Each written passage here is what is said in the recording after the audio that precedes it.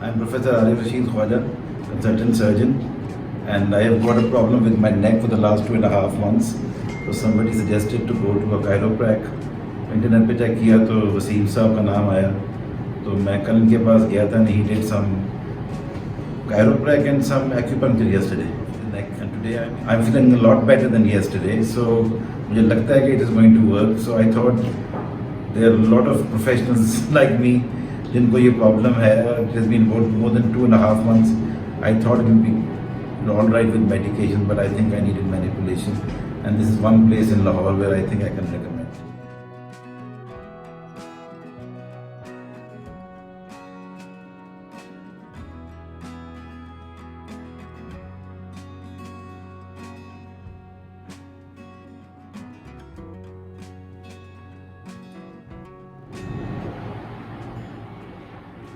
I'm just going to assist the flow of the fluids,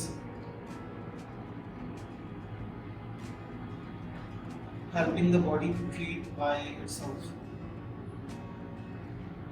Because osteopathy में the most common treatment approach is to support the body to heal itself. In osteopathy, it is usually said that our whole body is in movement. Even our bones are continuously in the phase of movement.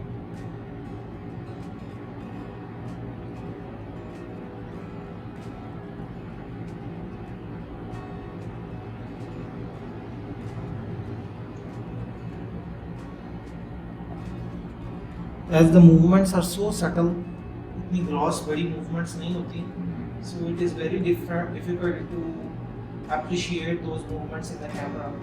But the patient can appreciate that movement.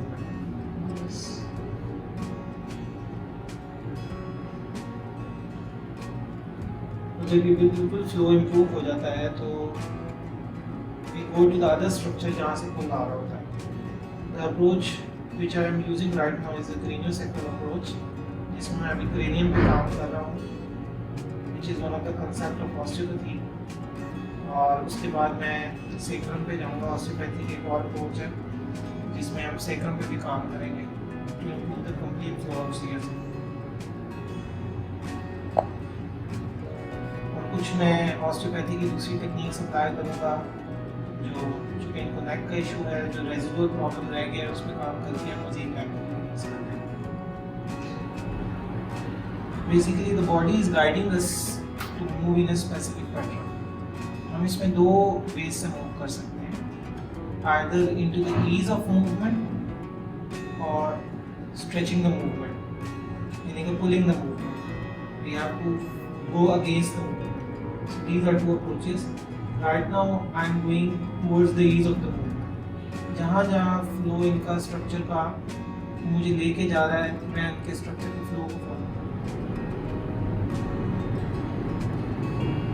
It is much improved now, so I can feel the pull on the right side continuously because there is somehow a restriction on the right side, and also he has the symptom coming through the first rib up to trapezius as well as the second rib, which is going to hinder the movement of the cervical spine. So with the release of the skull, because every structure is directly connected with each other, with the release of the skull, CSF flow and the attached structure linked with the cervical spine and the skull, when they are released, there will be reduced load over the first rib and the upper trapezius as well as the second rib. So through these attachments, although this is the secondary attachment, but we are going to support this secondary restriction and ultimately going towards the primary restriction.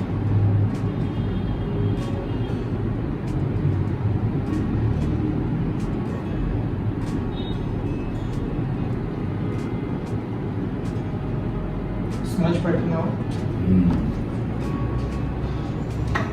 Now going towards the occipital area and the upper cervical spine, we will follow the flow of the movement in the same way, helping the CSF to flow in the balanced manner. If the CSF is going to one side more than the other side, we have to balance it.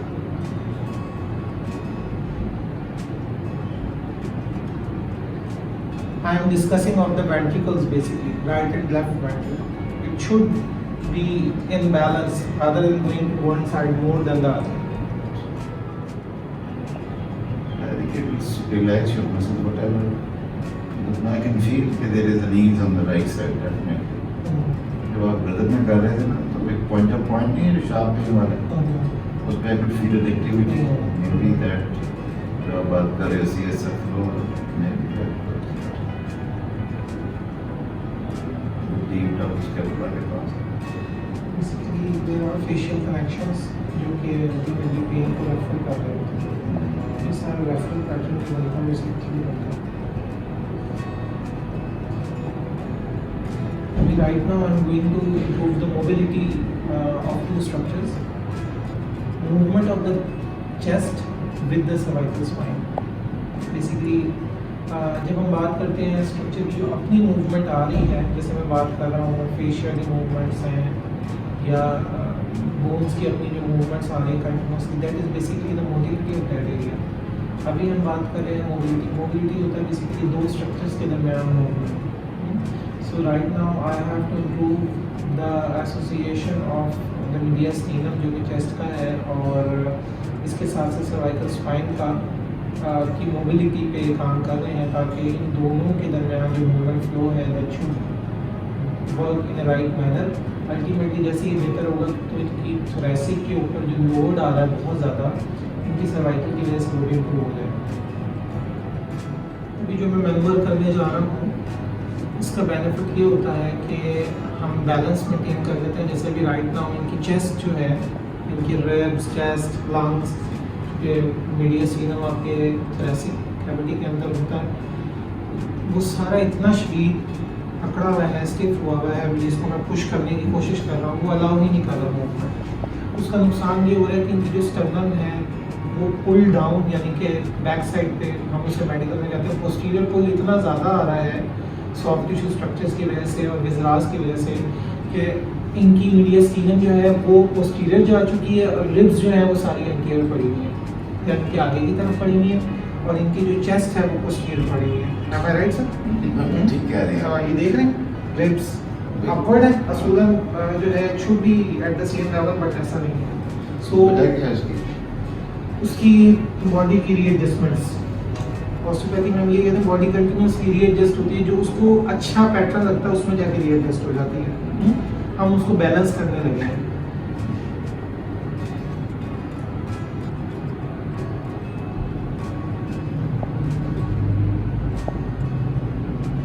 जो most restricted area होगा, जैसे इनका right का most restricted area जो मुझे मिल रहा है, इनको भी यहाँ लोड बहुत आ रहा होगा. मैंने पहले एक मूवमेंट अचीव की, दूसरी मूवमेंट इसमें सबसे ज़्यादा रेस्ट्रिक्शन होगी, upward area is most restricted. अब इसका एक रोटेटरी पैटर्न है, इनकी लेफ्ट रोटेशन अच्छी है, राइट रोटेशन रिस्ट्रिक्टेड. अब मैं इस पॉइंट को होल्ड करूँगा, होल्डिंग दिस पॉइंट, और उसके बाद जो है I have to find a balance जिधर इनकी बॉडी, मैं वही बात है कि पोजीशन ऑफ ईज को आइडेंटिफाई करने लगा हूँ. जैसे जैसे इनकी बॉडी वहाँ जा रही है लेके I am going to flow with the movement. मुझे इस वक्त ऐसा फील हो रहा है चेस्ट में as if something is boiling. इतनी ज़्यादा रेस्ट्रिक्शन हैं और वो इरिटेट भी हो रही हैं, और आफ्टर सम टाइम ये बैलेंस में चली जाएगी, रिलैक्सेशन में चली जाएगी अल्टीमेटली, और इनको बिल्कुल सुकून मिल जाएगा with this sudden release over the chest. Chest की बात है, आपको चेस्ट इन्फेक्शन तो नहीं होती रही?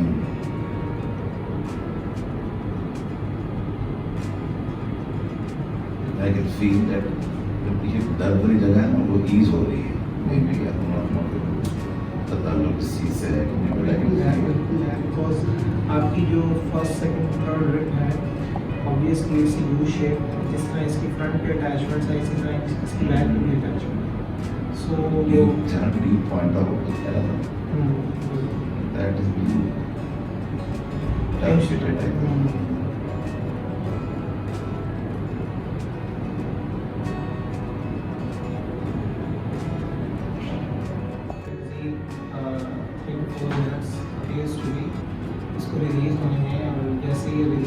इनकी बॉडी जो है मुझे फील होगा it's in the state of balance, और मैं फिर उसके बाद उसको छोड़ दूँगा।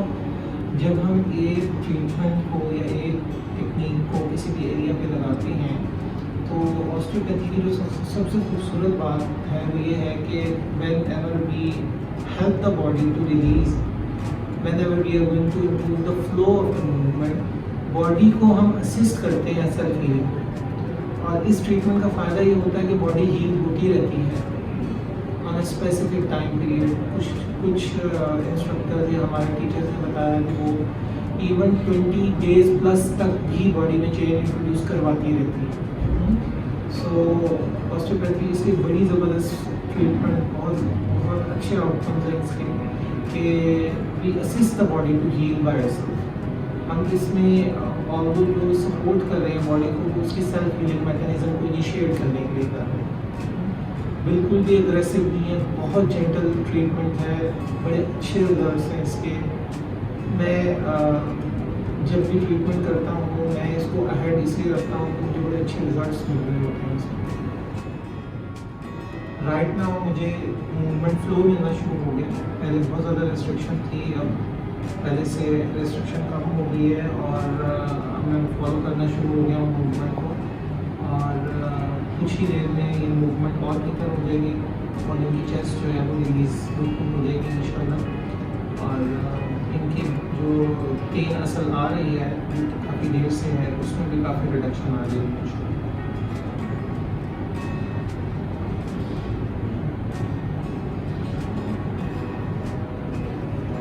मोस्ट ऑफ द टाइम ये ट्रीटमेंट इतनी ज़बरदस्त होती है कि पेशेंट जो है वो नींद में चला जाता है, बिकॉज इससे सूदिंग इफेक्ट आ रहा होता है, रिलैक्सेशन आ रही होती है स्ट्रक्चर्स में। और अल्टीमेटली जो है जैसे जैसे रिलैक्सेशन आती जाती है बॉडी जो है वो मज़ीद ईज में जाती है।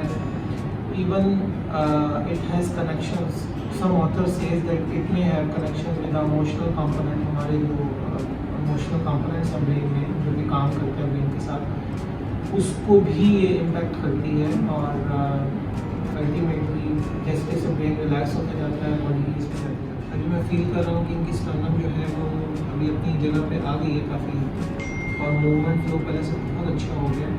Although it takes time to readjust, but after specific time period body जो है वो जैसे ही अपने फ्लो को बेहतर करती है, जस्ट आफ्टर दैट हमारी चीज़ें रियलाइन होना शुरू हो जाती। Can you feel movement? Deep seatedly बता रहा था।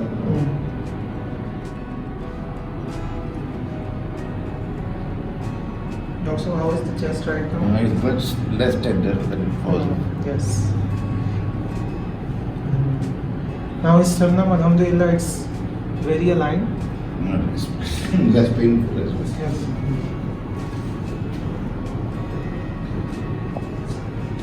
Now we are working over the painful area because before that हमने ज़्यादा काम किया था, जो उसके adjacent areas थे उस पर काम किया।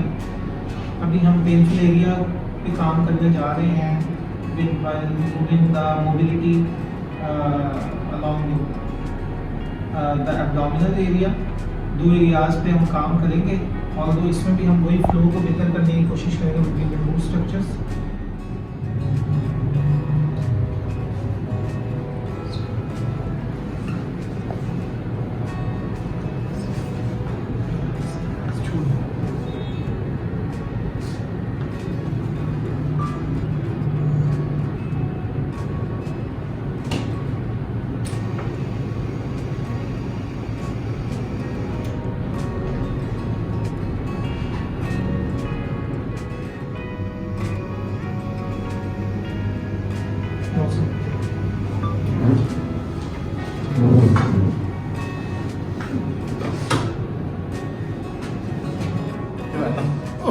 खुल गई है, निकली नहीं है कि लेकिन अगर खुल गई है। I think this tenderness has improved a lot.